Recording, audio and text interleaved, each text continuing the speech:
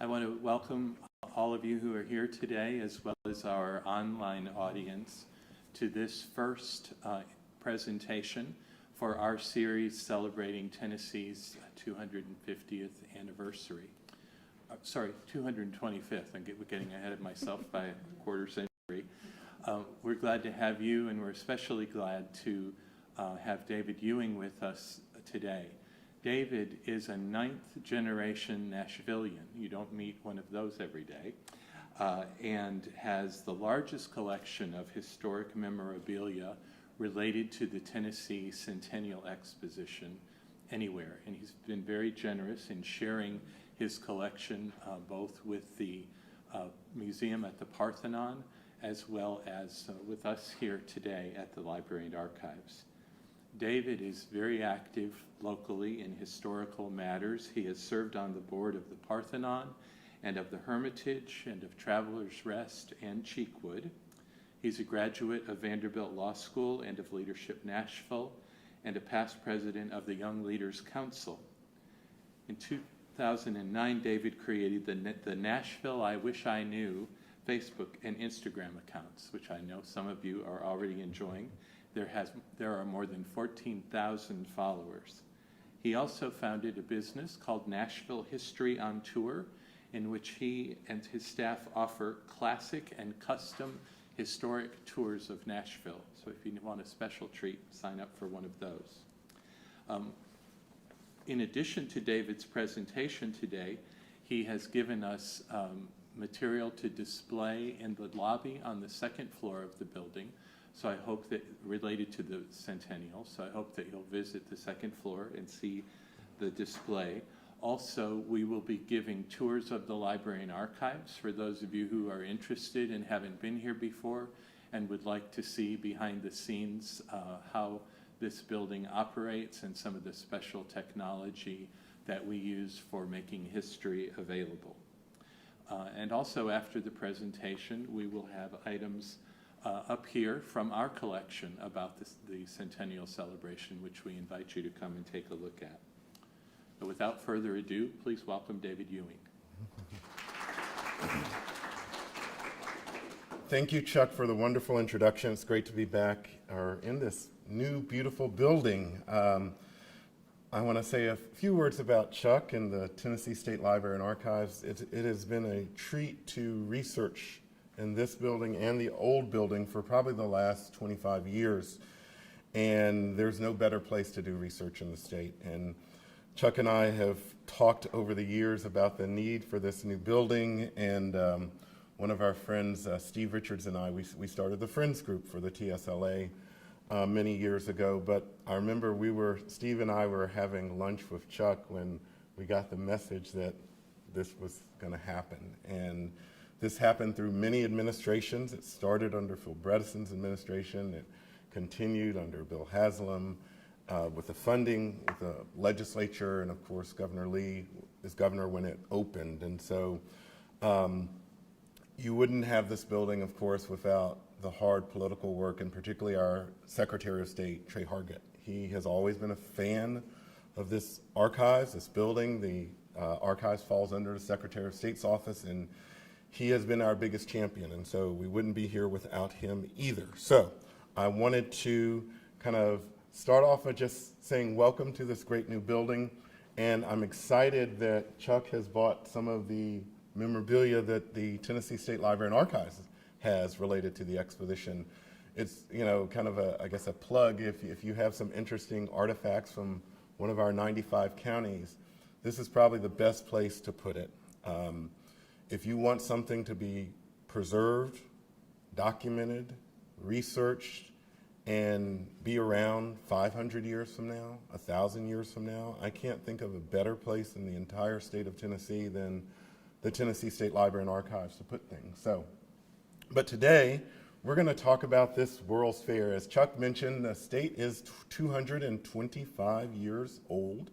Governor Lee has been crossing the state and celebrating. There are some posters out front that the state did to commemorate 225 years. There's a poster from West Tennessee, Middle Tennessee, and East Tennessee, so pick up some of those on your way out. They look nice for framing. But I wanted to talk to you about how we even got to the point of having a World's Fair and why. World's Fairs were kind of recent phenomenons in the 19th century here in the United States. The first started in 1876 in Philadelphia to celebrate the 100th anniversary of this young country. And that was kind of the benchmark that a lot of other World's Fairs, there were some in New Orleans in the 1880s, but they're really kind of one that everyone still sees today as probably the most famous was the Chicago Columbian Exposition in 1893. It was to celebrate Christopher Columbus's kind of coming to the Americas. As you know, or you might not know, we were late celebrating our 100th birthday, and so was Chicago celebrating Christopher Columbus. It was supposed to be in 1892. The economy in the 1890s was not very good. There were a lot of bank failures, a lot going on, and to put on such a massive event required a lot of money and a lot of organization, so Chicago decided to do theirs a year late. And that was the one, Devil in the White City, the famous book is based on. The other one that we really kind of took a lot of advice from was Atlanta, the Cotton States Exposition in 1895, just south of us. And it's interesting, when you have something like this, you want to kind of borrow best practices and don't do the things that the other people did that were bad. And so we went to Chicago before we even knew we were going to have an exposition, our leaders did, but then Atlanta was right around the corner, and by then we knew. So how did we come up with this idea of having an exposition? This was a lawyer by the name of Doug Anderson, and he wrote an old-fashioned letter to the editor to the newspaper. Remember those? And he said that we should celebrate the 100 years of Tennessee, and we should do it in grand style with an exposition. Now, it's interesting, and that was a very ambitious goal for a state like Tennessee at the time, because the expositions previous to us, I mentioned Chicago and Atlanta and Philadelphia, big entities like that, but we had a lot to be proud of. And so Chuck mentioned my Instagram page. The tag is on the top. It's called the Nashville I Wish I Knew. And now actually we have 20,000 followers. But this is from my Instagram page. This is an envelope celebrating the exposition. And the Parthenon is prominently featured. This is the back part of a business envelope. And then on the back we have our 3 Tennessee presidents. And we had a lot to be proud of in 1897. So in 1897, there were only 3 other states that had more presidents of the United States than Tennessee. The first, of course, was Virginia that had 5, including 4 of the first 5 presidents of the United States were from Virginia. Second was New York with 4. Third was Ohio with 4, including the current president of the United States, William McKinley, in 1897. And then we were next with 3. Tennessee, we were 4th. And so Tennessee, we had suffered a lot during the Civil War, but this was kind of one of those economic development things that if we could come together as a state and agree to put on this exposition, it would be good for the economy. And one of the things that I always just kind of wondered about is this single event, which was 6 months from May 1st to October 31st in 1897, did more to kind of put Tennessee's arc in the 20th century and all the growth and all the expansion and all the population and all the notoriety than any other event. The 19th century had been kind of a mixed bag for Tennessee. Of course, we had sent these 3 men to Washington, but of course we had also had Civil War, and we had other economic downturns in the economy, and founding of new cities. And so Nashville really had a lot to celebrate. So how do you put one of these things on? You've got to raise a lot of money. And this is a stock certificate from my collection. So once again, the same 3 Tennessee presidents are featured in the Parthenon. Here's a theme throughout. And people bought shares of this company, almost like you would buy a war bond. And the reason they needed to do this is they just didn't have a lot of capital. And the people that bought these were just doing a civic-minded thing. They probably didn't think they'd get a return on it, but they wanted Tennessee to excel. And I was talking to someone right in the front before my talk, and we were talking about the original team. So let me tell you about what the original plans for this exposition was. The original plans for this exhibition was to celebrate it on our real 100th birthday, which is June 1st, 1896, which when Tennessee turned 100. So on June 1st, 1796, George Washington signed the papers making Tennessee the 16th state to join the Union and the last to join the Union under the first president. And we have always been, kind of an early part of this country. When you think of now 50 states, we're not in the first 13, but we were definitely in the early part. And so a group involving one of the members of the Overton family and some other people were the original leaders of this exposition, and they tried to put it on in 1896. The economy was going poorly, and they couldn't raise money. They didn't sell enough stock. And so that slate of people got pushed aside, and we had a new slate. The man on the left is John W. Thomas. He was president of the Nashville, Chattanooga, and St. Louis railroads. And in the 1890s, even though the economy wasn't great, the railroads still had a lot of money. It's like Google and Amazon and Apple today, that they were doing well even though the rest of the country wasn't. And then the man on the right is Van Leer Kirkman. So they were some of the top leaders of this, and they put together a group of men to run this committee. This was the executive committee. And as you could see, this is the administration building on the grounds of Centennial Park, and they ran everything. There were no women included in this executive committee, even though women helped out the exposition, particularly with the women's building. There were no African Americans in this group, even though African Americans were responsible for the Negro building. But one of the people that was really the driving force, my fellow Tennessee collectors, they really like Eugene Lewis. He worked for the railroad too, but Eugene was just kind of a visionary behind the scenes about what this exhibition should look like and what it should be. It was kind of a combination of, and speaking in today's terms that people would understand, summer lights or a big music festival, Opryland, the Frisk Center, and a TED Talk all in one. You had rides, you had museums, you had speakers, you had music, all on the grounds of Centennial Park for 6 months. Nashville had never seen anything like that. And Eugene Lewis was the one who was the visionary to decide he wanted to build a replica of the Parthenon in Centennial Park, and it's right above his desk there. And it's interesting, so this was in 1897. Everyone's like, well, how genius that was. He built a Parthenon. Well, the Parthenon was kind of in the air at the time. What was going on in 1896 in the world? In Athens, Greece, it was the first modern Greek Olympics.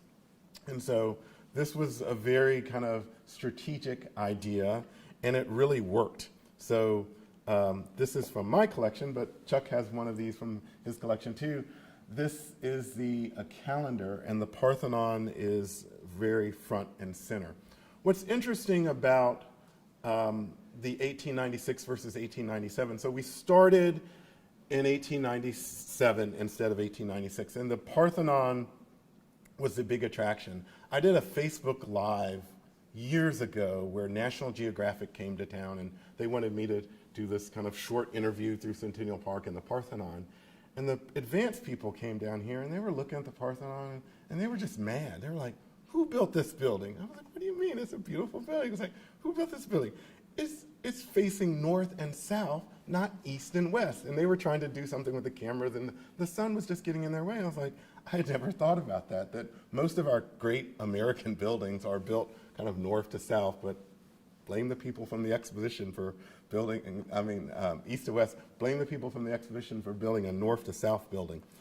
This is a photograph, an original photograph from my collection, and it shows the Parthenon, and it gives you the scale of the number of people that attended and how fancy this was. People got dressed up and people went. It's interesting that they charged admission, but if you were anybody in Nashville, you came to this. So one of the most interesting facts, I think, about this exposition, from May 1st, 1897 to October 31st, 1897, we had 1.2 million people come to visit that exposition. That's just extraordinary. And when you think about, the population of Nashville was about 79,000 at the time. There wasn't a resident that probably did not attend the exposition. It was something that you scraped up your money you just didn't want to miss.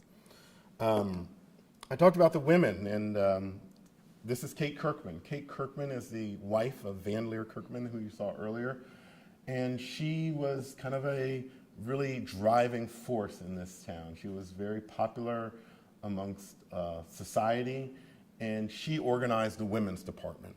The women's department was unique, but other cities had done similar buildings, but Nashville wanted to do something on a grand scale.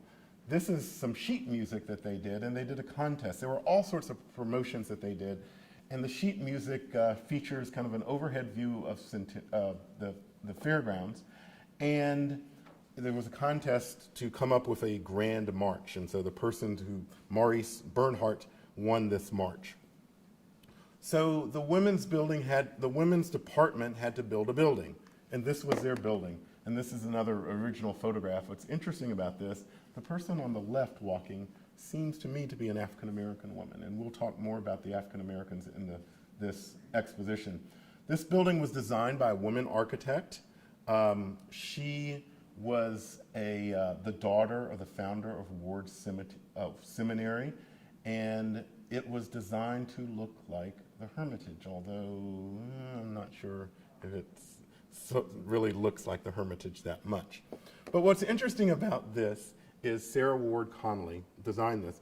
She, the women were tasked with building this building. There were lots of buildings on the grounds. And if you go back, let's see, if we go back and look, you see all these temporary buildings, and everyone always asks, why did they tear down these buildings? They were so beautiful, they were so nice. They were only built to be there for 6 months, a year, and they were built out of wood and just very cheaply done. The outsides looked nice, but they weren't really meant for the ages, including the Parthenon. And so when we did not celebrate our anniversary properly with the World's Fair, we all gathered in Centennial Park on June 1st, 1896. And there were all these people that were volunteering. The Parthenon had just started construction. Many of the buildings hadn't even started coming out of the ground. But the women who had raised so much money for their building, they were not going to let the men's bad timing of not celebrating in the proper time get them from not building their building. So on June 1st, 1896, Kate Kirkman is there at Centennial Park, and she hands the keys to the completed building over to the governor of the state of Tennessee and said, "We're done, where are you all?" And so to me, the story of the women's building is one of the great women's stories of the 19th century. And we just recently celebrated 100 years of Tennessee ratifying the 19th Amendment, giving 27 million women the right to vote. But all of this really starts here. These same women that helped protest and get the right from the vote from the state legislature, many of them were involved in this women's building. And even before that, many were involved in the Ladies' Hermitage Association in 1889, which saved Andrew Jackson's home. And so these women were organized with raising money, lobbying, being active, and getting their word out. And so I think if we didn't have this group of strong-willed, very smart women, the 19th Amendment might not have happened the same way it did. Interestingly enough, for the 19th Amendment, this is a little souvenir pin in the kind of British women's suffrage colors, purple and green.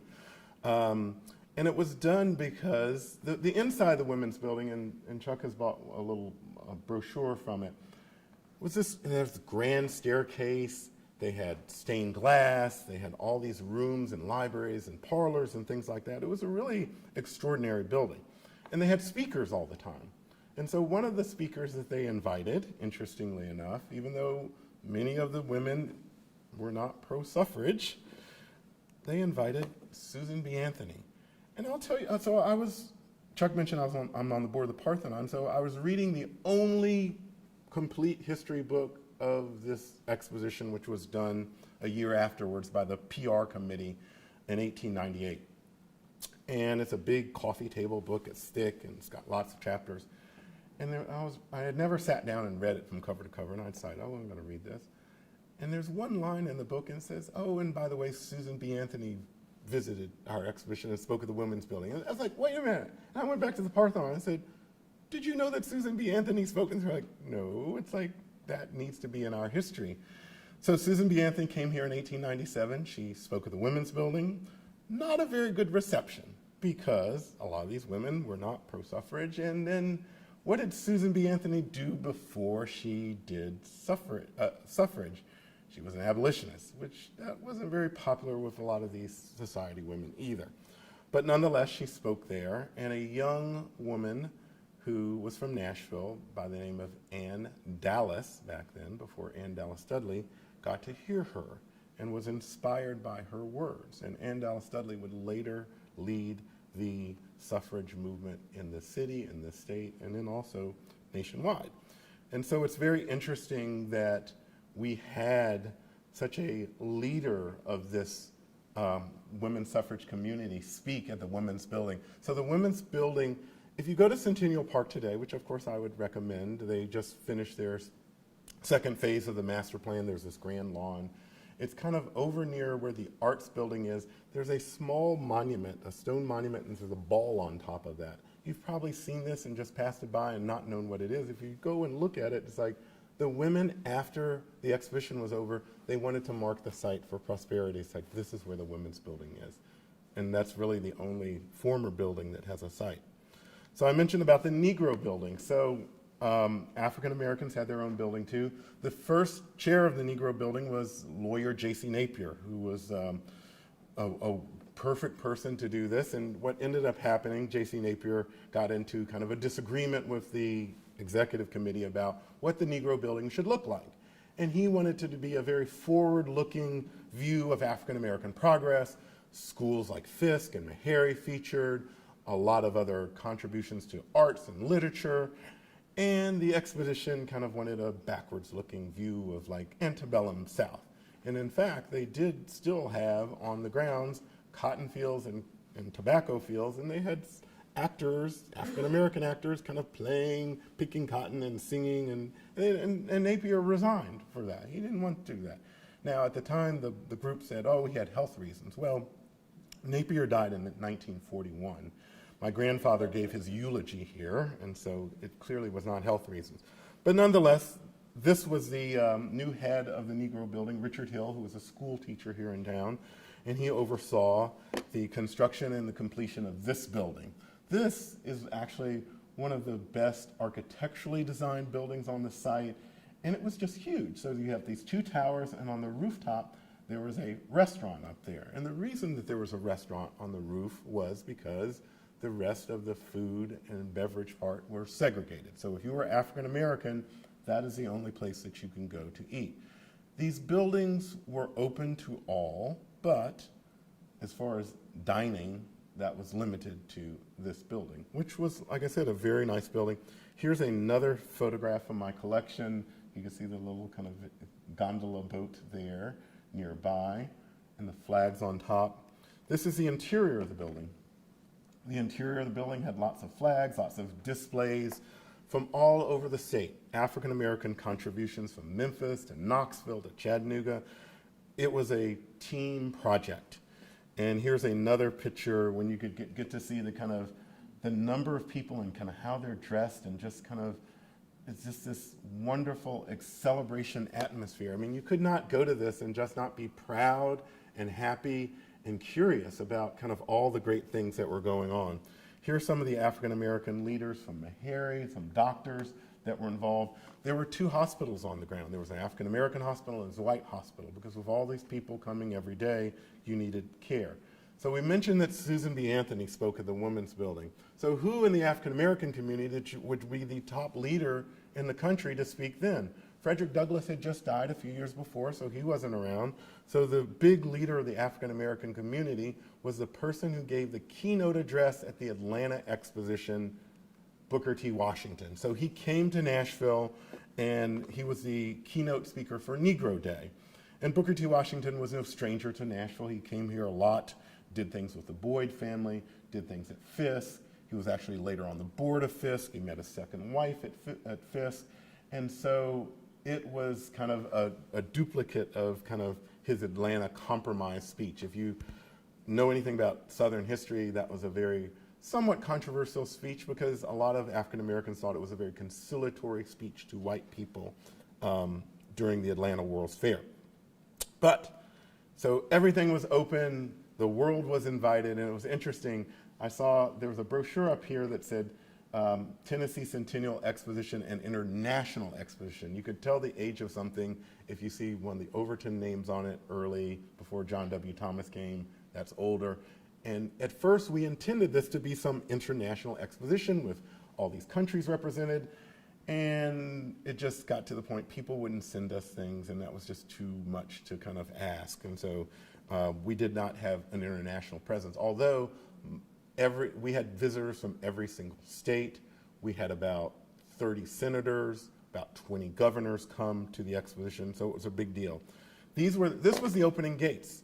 This is off of 25th Avenue where Kobe Steaks used to be, that entrance of Centennial Park. So when the exhibition happened, the property that now has Cockrell Springs was not part of that park.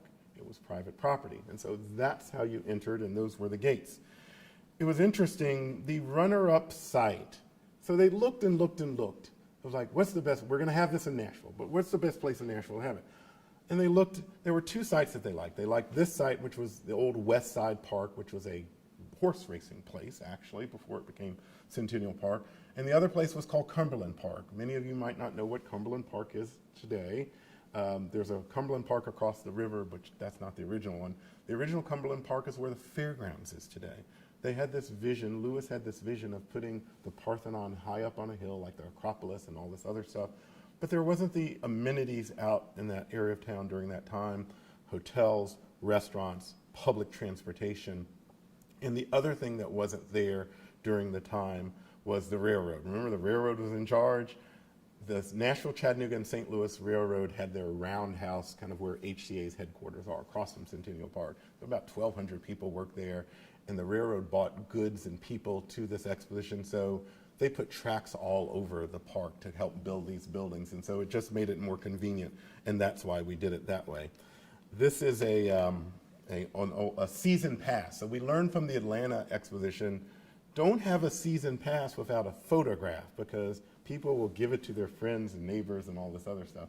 So those of you in the room who were in Tennessee in the 70s or 80s or earlier, remember what your first driver's license looked like? My first driver's license was that green driver's license. It didn't even have a picture on it. And this is 1897. It's got a photo. It's got a number. There's a raised seal on that photo, so you just wouldn't cut out another photo and put another one over it. I mean, this had more protection than what we had our original driver's license back then.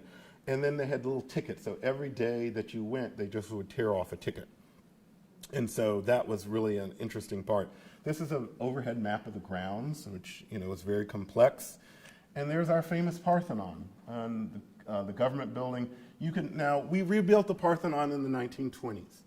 You could tell old Parthenon pictures and new Parthenon pictures by really one thing. The steps on the side, that was the original Parthenon. And then you could see the skylight. If you see the skylight, that's the original Parthenon too. You see this tower here, it was called the Giant Flagpole. That is in the same site where they put the statue of John W. Thomas. So if you wonder, the man I showed you at the beginning of this, he was the president of the railroad, president of the exposition. Who was that guy outside the Parthenon? This is a copy of, this is a silver medal from my collection. And so they gave a gold, kind of like the Olympics, silver, and bronze. And then you had an honorable mention, which was this kind of stock certificate looking thing. And what's interesting about this story is one of the things that we did, so before Metro government, the city of Nashville city limits were basically in this downtown area. If there are any Vanderbilt graduates here in town, in this room, you know the first line of this Vanderbilt alma mater is, on the city's western border. Vanderbilt was not in the city of Nashville, it was in Davidson County, and so was this park back then. And so one of the things that they learned from Atlanta was, hey, we have this World's Fair here, but outside the gates, there's all this crazy stuff going on. There's gambling, there's bootlegging, there's prostitution. We don't want any of that. The county didn't really have much laws back during this time. So John W. Thomas and his group decided we need to have some laws for this kind of unincorporated part of the city. And they created what was called Centennial City. It had a mayor and it had a 5-person council. And it was just solely there to pass laws during the exposition. And it would sunset 6 months after the exposition, the whole thing would go away.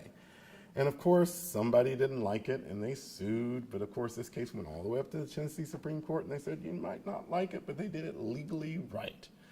And so what was interesting about that, they passed laws to, of course, stop gambling, prostitution, and selling. You could sell beer, but you couldn't sell whiskey. Remember Sam Jones that came here and converted Tom Ryman in the 1880s? We had lots of people that still didn't like whiskey here in this town. And whiskey was not allowed here at the exposition. And what that meant was, we're talking about these awards, Gerst won the gold medal.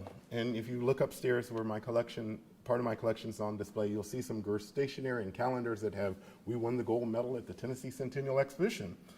But a little distillery down the road could not enter because we didn't allow whiskey to be here. They waited around till 1904 in St. Louis and they entered down there and they won the gold medal in St. Louis. You know them today, of course, as Jack Daniels. They were so proud of this gold medal, they put it on their bottle, and it has remained on the Jack Daniels bottle ever since. It's smaller now, it's moved around, but if you look at a Jack Daniels bottle when you get home, there's a medal from the St. Louis Exposition. Any exposition needs big prestige, and the President of the United States, there doesn't get any better than that. William McKinley came here and spent 2 days here. Now think about this. We've had presidents come in the last 30 or 40 years that you might remember. It's kind of like almost a photo op. You come, you make a speech, get back on Air Force One, wheels up, you're back in Washington. I can't even think of the last time a sitting president, has stayed overnight here. I'm not sure even when Nixon opened up the Opry House, I think he just got back on the plane and went back to Washington. McKinley came here for 2 days and stayed here for 2 days. He stayed at the old Maxwell House Hotel on 4th and Church, and he bought his entire cabinet. Now, today we have a huge cabinet. Back then, you had about 7 or 8 people. Treasury Secretary, Secretary of War, Attorney General. And the other great thing that, so when the president goes places back then, the national press came with them. So we had writers from the Boston Globe, the Washington Post, the New York Times, Chicago Tribune. And when McKinley came here, they all came and they wrote about this exposition. So it just gave us lots and lots of publicity, and so we were lucky. There was a special fireworks show for the president on the base of the Parthenon, and so literally the president was here. He visited the Negro building. There was an Ohio building that he stayed in. And one of the things about McKinley was always a man of the people, and so that was very interesting. And so here is something that's on display upstairs. It's one of these kind of 19th century silhouettes that he stood for, and it says, President McKinley taken from life on June 12, 1897, when he was here for the exposition. And one of the things that since so many people were here, McKinley really wanted to connect with the people. And they put ads in the newspaper saying, you want to meet a president of the United States? He's just going to be here at the World's Fair. He's going to be standing right there shaking hands for a couple hours. And people just loved that. They shook his hands. Not a cross word was said to the leader of the United States. And McKinley went back to Washington. Oh, those people are nice. And he got invited to a Buffalo exposition in 1901. And it's like, you remember Tennessee? And it's like, oh, that was so nice. And they did the same thing. They put an article, an ad in the newspaper saying, President's going to be standing over here. You could shake his hand. And in Buffalo, you know what happened. Someone shook his hand and shot him. He was assassinated at the Buffalo World's Fair. He died about 4 days later, and he was in the house of the president of their John W. Thomas. So sadly, Nashville, we probably are responsible for Teddy Roosevelt getting president because we treated McKinley so nice. This is another interesting kind of vantage point of this. We had an auditorium here, kind of larger than the tabernacle at the time, and this was taken from the tower. There were two great vantage points if you wanted to see things: the tower, the auditorium, and the giant seesaw, which we'll talk about later. This is the auditorium and the tower. It sat about 6,000 people, and it was right next to the Parthenon. This is the interior. It also had a balcony at the time. There's an interesting story about the Union Gospel Tabernacle, which we now know as the Ryman Auditorium. There was a Confederate veterans group that wanted to come here to Nashville during the exposition, and the city boosters did a great job of promoting Nashville during this time, because if you had a convention and you normally came to Nashville, there wasn't a whole lot to do here. But if you bought your convention here, and we've got all these music and rides and all this other stuff, a lot of people came here. And so the Confederate veterans decided, well, we want to come here, but that tabernacle, that's just too small for us. We need a bigger space. And normally what they would do is build their own building for their 3-day convention. And the boosters decided, well, Tom Ryman originally was going to build a gallery up there. If we build a gallery, would you come? And they said yes. The gallery cost $12,000. The Ryman was already in about $15,000 worth of debt. They raised $7,000, and it put another $5,000 on it. And so the Confederate group came here for a weekend. They actually didn't even need the balcony. They just had the lower level. I think their wives and other people were in the gallery. It was not as well attended as they thought. And then afterwards, they had about $2,000 left over in an account, and out of gratitude, they gave that to the tabernacle, and they put that sign on the front saying Confederate Gallery 1897. And that is how that got on there, which was actually taken down about 4 or 5 years ago. Moved. This is the Memphis building. It's the pyramid. Knoxville had a building too. And so, this was a statewide effort that, everyone was, even though this was in Nashville, everyone was excited. All 95 counties worked on this. This was the Commerce Building, and on the top of the Commerce Building is this wonderful figure of Mercury. Now, older Nashvillians remember what happened to this Mercury.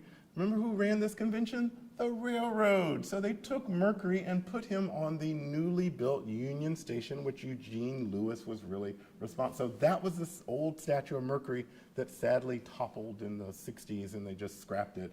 Now there's kind of a flat, two-dimensional Mercury on the top of Union Station Hotel, which opened in 1900. This is another picture of the Negro building and a little boat that has the name on it called Huck Finn, which is kind of interesting. The Rialto is very famous in Italy, of course, and we had our own version of that here too. Remember I was telling you about, this is kind of part Opryland too? So there was something called the Vanity Fair. In Chicago they had the Midway, and it was just rides and attractions and kind of like interesting museums. So this was kind of like the Flume Zoom back in the day. You had a little wooden cart that started at the top, and you just kind of slid down this thing, and it just splashed in the water as you could see it kind of being launched into air. This was a very popular ride because we didn't really have a lot of kind of things like this. And this boat would often tip over. And so this boat tipped over. There was one of my favorite stories. The boat tips over, and a woman falls in the water, and her arms are just flailing, and she's like, I'm going to drown, I'm going to drown. And the guy says, the sign says basically, this is only 36 inches of water. So it's like they were saying, stand up. And so after they drained this, after 6 months, they found canes and dentures and coins and all sorts of lost and found items in the bottom of this. Another attraction of our Vanity Fair were these villages. There was a Cuban village, there was a Chinese village. Just before you think that we were just so progressive or so with it back then, we really weren't. These were just kind of more or less exploitive things that just kind of, we bought people in their native costumes, in their native language, and people just kind of gawked at them, And same for the Chinese village too as well. Cuban Village actually was not successful. It closed about 3 months before the end of the exhibition. This is also part of the Vanity Fair. You can see a replica of the Alamo there, and then the Chicago building. During Chicago's World's Fair, they had that same kind of building. In St. Louis, we sent a Tennessee building to St. Louis because we were so proud of our job that we did here. And did we send the Parthenon to St. Louis? No, because we wanted to have the only Parthenon. So the Tennessee building and the St. Louis exposition was a copy of the Hermitage. It's interesting, St. Louis was one of the larger World's Fairs too. I talked about Jack Daniels debuting there and winning the gold medal. Another Nashville invention actually debuted there too, which was something called fairy floss, which today we know as cotton candy. Made a lot of money at the St. Louis exhibition. And it's interesting that we're Music City. You know, we didn't, although if you look at these old programs, there was music every day and in the auditorium, but we didn't really get that Centennial March. I couldn't sing that song to you or tell you what it even sounds like. But St. Louis got a good song that we all know from the World's Fair. It's Meet Me in St. Louis. That was written for the World's Fair. It's Meet Me in St. Louis, Louis at the fair. That's what they got and we did not. So this is one of the other rides. It looks like kind of a combination of a kind of roller coaster / carousel. It kind of tilted, and you can imagine how kind of different that was. This is one of the more famous rides called the Giant Seesaw. In Chicago, they debuted the Ferris wheel, and we didn't want to be like Chicago and just bring the Ferris wheel here too. So a local Nashvilleian by the name of Arthur Dyer, who Dyer Observatory is named after, and the former owner of the Nashville Bridge building, built this kind of contraption which had 2 gondolas. Is basically what it sounds, is a giant seesaw. Go up and down 215 feet. So some of the great pictures that you see of the grounds were taken there. And before we had skyscrapers or airplanes or things like that, this was probably an extraordinary thing to see. If you went way up there, you could look out west and see General Harding's Bellmead Plantation. You could see the state capitol. You could see across the river. I mean, we didn't have drones. It was just, that must have been just really breathtaking. And so we didn't want to copy the Ferris wheel. We said, after they see the giant seesaw, no one will be talking about the Ferris wheel, right? No. Well, okay. Streets of Cairo, this was also part of the Midway. You can see 10-cent admissions, and it was just, everything was a party over here. Gorman and Boone, this was Daniel Boone's kind of wild animal kind of theater in here. So you saw all these exotic animals in here for a cost. And it's interesting, every World's Fair kind of has their own little thing. San Diego also had a very large selection of wild animals in 1915 in San Diego, and they decided after the exhibition was over, we kept a Parthenon. It's like, well, we like our wild animals, let's create a zoo. And that's where the San Diego Zoo is today, where the exposition was. And so this is one of my kind of favorite artifacts related. It's a big banner. It's on display in the Tennessee State Museum right next door. But we were very proud of everything that happened at this exposition and what we did. Some people remember in 1982 in Knoxville, we had the World's Fair. We had the World's Fair in Knoxville, and they had the Sun Sphere. And that was kind of the end of the era of the World's Fair reign. You know, New York had a very famous World's Fair in 1964. And it's interesting, one of our great national institutions can thank the New York World's Fair for their getting their start. So the people wanted, the boosters on Music Row wanted to do something with country music. They thought, you know, rock and roll is coming about, and we really need to get the world and the country excited about country music. So let's buy a big pavilion at the New York World's Fair, and we can do this, and we'll just bring our country music to New York City. And they found out how much it cost to do that, and they like, well, if we're gonna spend that money, let's just have our own museum. And that's exactly what they did. That's how we got the Country Music Hall of Fame, because the New York World's Fair was so expensive. They're like, well, if we're gonna spend that money, let's just do it ourselves. And most people don't know the first home of the Country Music Hall of Fame, before it was on Music Row, was in the basement of the War Memorial Auditorium. Around the time the State Museum was there too. The interesting thing about, and so the last kind of American World's Fair was in New Orleans in 1986. And just think about today versus then, you know, we had planes and we had Disney and you had a nice museum where you were. Why would you need to go to New Orleans to see some stuff? You used to go to these things to see all sorts of new technology and things that you would have never seen anywhere else. And so by the time the 80s rolled around, from our Knoxville World's Fair to the one in New Orleans, that was the last American World's Fair, and the one in New Orleans did poorly. It closed many months before it was supposed to. It lost money.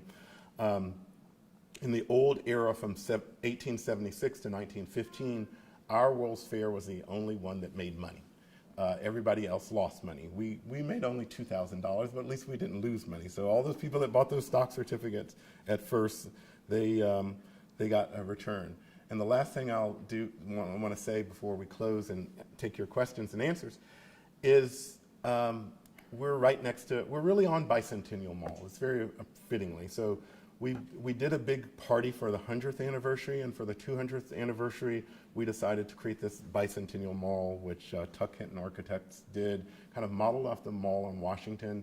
And now we're getting the kind of building blocks that the mall on Washington has, like with the Smithsonian, we've got the State Museum, we've got this building, and hopefully more to come. And so as we celebrate 225 years of Tennessee, just know that we're still very proud of our state. We're still building interesting things and bringing people here. So thank you for allowing me to talk about one of my favorite history subjects that I speak about. Thank you. So questions. Anyone has a question? There's a microphone in the back. And can you hear me? Okay. Yes. Oh, yeah. Oh, but for the audience at home. The online audience, and thank you for the online audience that's listening to. Thank you so much. Any new information on the carousel? The carousel, that's probably the most popular question that the Ashley and the State Museum gets. The last thing I knew about the carousel is the property of the Tennessee State Museum. Originally, the State Museum was supposed to be much bigger. The legislature kind of took their budget and made it a little bit smaller. It's in storage, and you know, it would be nice one day for it to be on display. I know there are a lot of people that would say, well, we want to put it on display, or we want to put it on display, but the State Museum owns it, and so that's what, eventually it will. You know, Red Grooms, it was beautifully done. We're actually very fortunate that they put it in storage, because it would have been ruined during the 2010 flood, because remember, it was right there on the river, and so when all those flood waters rose, we would have lost this work of art. Other questions? Yes, there. What is more of a comment, because you mentioned Gerst beer, Mm-hmm. and I happened at one point to own a wooden case of Gerst beer bottles Mm-hmm. from the, I guess, the 20s, and I donated it to the State Museum because it needs to be somewhere besides in my garage. But yeah. I mean, the labels were still almost perfect on them, and one of them actually still had some beer, and I can't really remember. Ah. But, you know, I guess I could have gone on eBay, but No. it seemed like the State Museum was a much better place for something like that. That's a great home. There was a Gerst beer, kind of beer garden on the grounds that they sold Gerst beer, and upstairs you'll see kind of one of those stone crock bottles that you've probably seen from my collection that they sold at the exposition. It's got the state seal on it. It's interesting. Now you have the state seal on liquor because it's an alcohol tax. Other questions? I came in a little late, sorry. Mm-hmm. Traffic on Friday is horrendous. But did you mention anything about Miss Jane Thomas and her articles that she wrote for the National Banner? You mean the woman who was like 100 years old? Yeah. Yes. I didn't. So it's interesting. There were the old timers were really popular at the time. Jane Thomas was one of them. She was an elderly white woman that just kind of could firsthand talk about how Nashville was, and she wrote all these articles in the Nashville Banner, and then someone later put them in a book. And the other person who was kind of a old-timer rock star was Alfred Jackson, who was one of the enslaved people at the Hermitage who outlived Jackson, and after emancipation stayed on the Hermitage grounds in the same log cabin until he died in 1901. And so when the Ladies Hermitage Association started, it was Alfred that told all the stories about where that sword came from and where that piece of furniture came from and where things were located. And so when Alfred came to the exposition, he was really popular because Jackson was so popular, and he was really one of the few people left that knew Jackson well. They introduced him to President McKinley. He was later earlier introduced to Grover Cleveland when he came to Nashville. And Alfred, being the kind of tell it like it is person, he didn't think much of McKinley, of Grover Cleveland. He shook his hand, he said, if I had thought you were as great a man as Andrew Jackson, I would have shook your hand off. That's what he told the President of the United States. But Alfred was photographed a lot at the exhibition too. You'll see some pictures of him kind of in a straw hat and a suit, and those were taken during the exposition grounds. Yes? Yes, in 1951, an article came out in the National Banner. A lady whose husband was a groundkeeper of an estate in Surrey, England, was trimming some branches off of a lime tree, and embedded in one of the boughs of the tree was a medallion from the Tennessee Exposition that had Kate Kirkman's image on one side and the woman's building on the other. Surrey, England. Yes.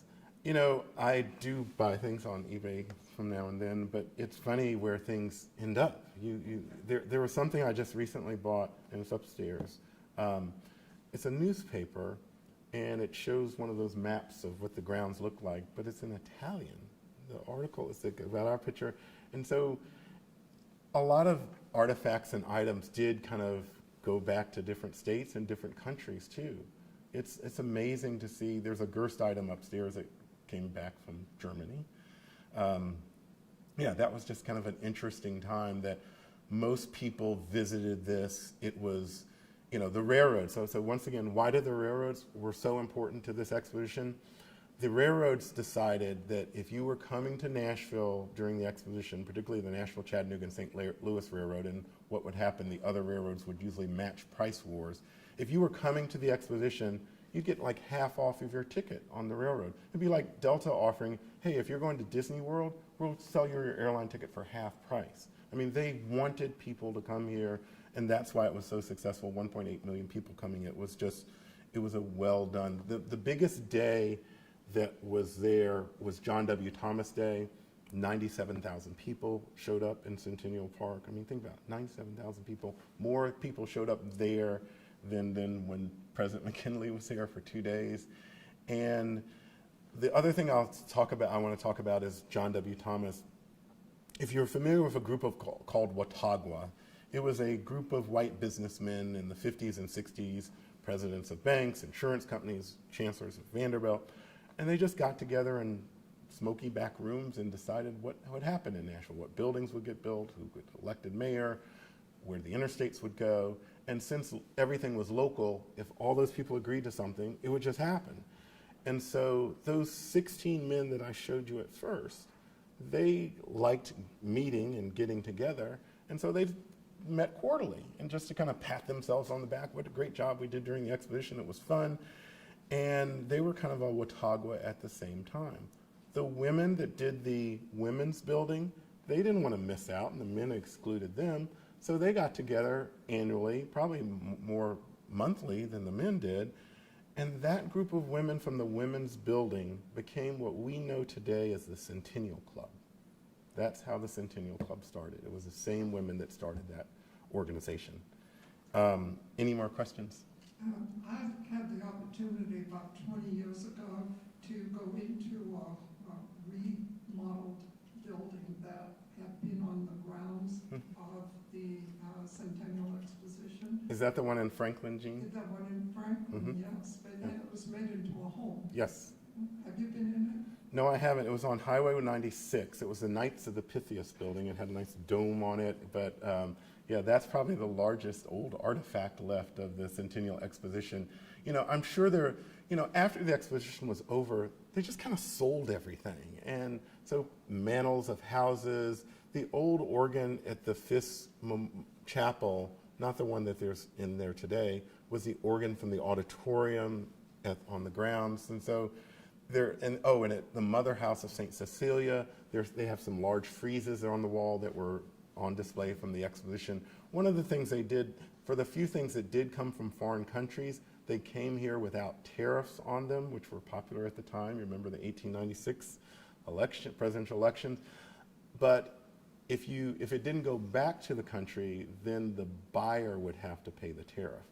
The other interesting thing, although McKinley was so popular here, William Jennings Bryant came to our exposition because Omaha, where he was from, had the next exposition in 1898. So all the Nebraska people were here. They were kind of studying us like we studied Atlanta.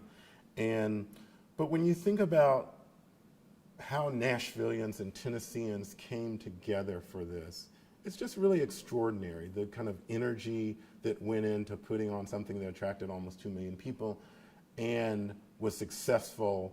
And then if it's not a coincidence, if you look at the early 20th century, at least in Nashville, banks started, insurance companies started, industry, that New York Times City article everyone talks about did a lot. But back then, we were very proud of ourselves, of what this party we put on. And it kind of launched us to a different place in the first few decades of the 20th century. And let's not forget the 20s were roaring in Nashville. Union Street was the Wall Street of the South. We had a lot of buildings and industry. Our colleges were growing. It was just a good time. Those first 20 years of the early 20th century, just still on that momentum of the World's Fair, was just huge.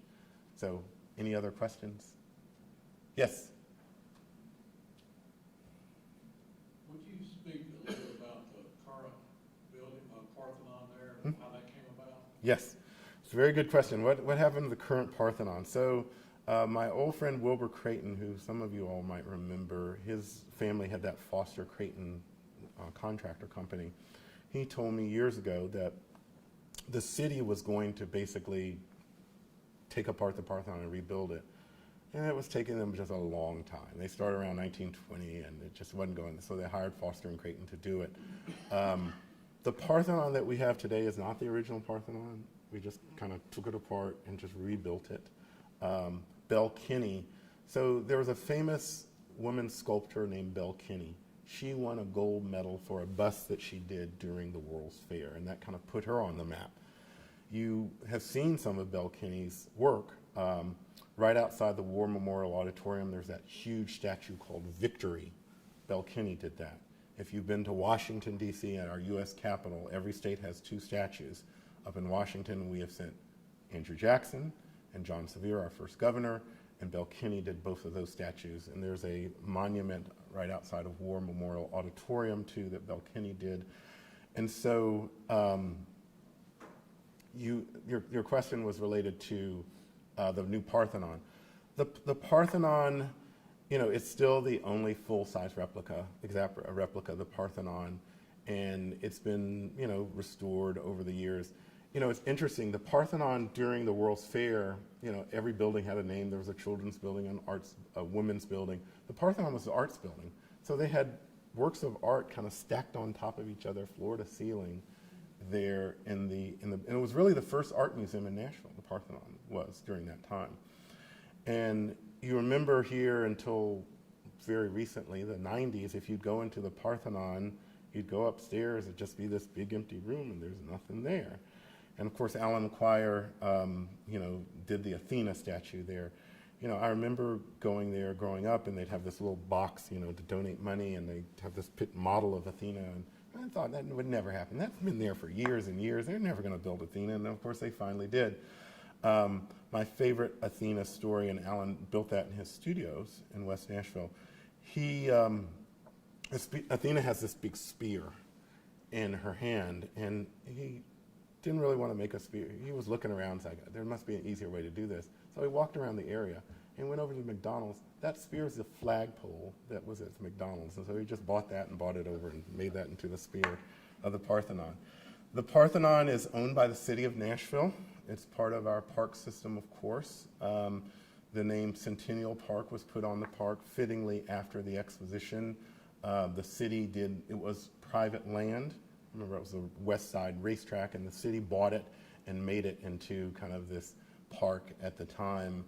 And, you know, it's still just probably the signature of our park system, although we have some amazing parks, Shelby Park, Warner Park, so Hadley Park.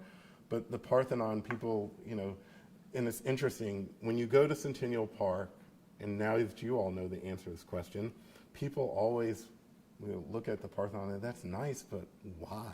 Why did you build a Parthenon in Nashville, Tennessee? And of course, you could thank Major Lewis and the folks from the Tennessee Centennial for building that. So, thank you. Thank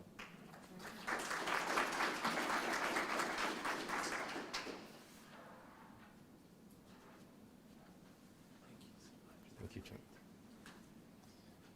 Well, thank you, David, and thank you, those of you who are here in the room, as well as those who joined us on Facebook. We're delighted to have had such a great presentation. I mean, I made a whole page of notes, things that I didn't know, and I thought I was fairly well informed about this exposition.